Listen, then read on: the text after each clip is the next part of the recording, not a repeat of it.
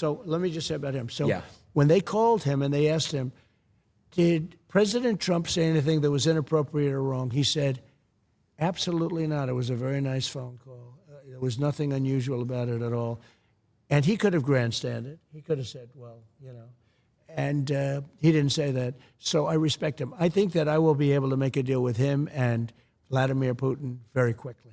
It's great. Even though it would have been a lot easier before this war started, and you wouldn't have 500,000 people, or maybe much more than that. I think you're going to find that the number of people dead is far greater than what they're saying. That's a really nasty thing going on over there.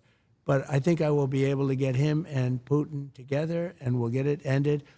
It would have never started if I were president. We had no chance of starting.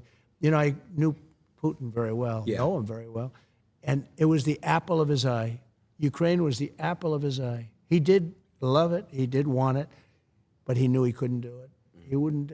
He would not. He knew he could not do it. He would have never done it if I was president. And now when you look at all of the death and all of the destruction, even of their culture, because those cities are wiped to the ground. You know, most of the cities outside of Kiev, most of those cities are wiped down to the ground. And it's so sad. And when those buildings come down, there are plenty of people in there. You know, people think those buildings don't have people. They have a lot of people in those buildings that don't want to leave. And those buildings come down. They're big buildings, big, heavy buildings, and they come down. And the people are crushed. Instantly, they're crushed. Horrible. Missiles hit them.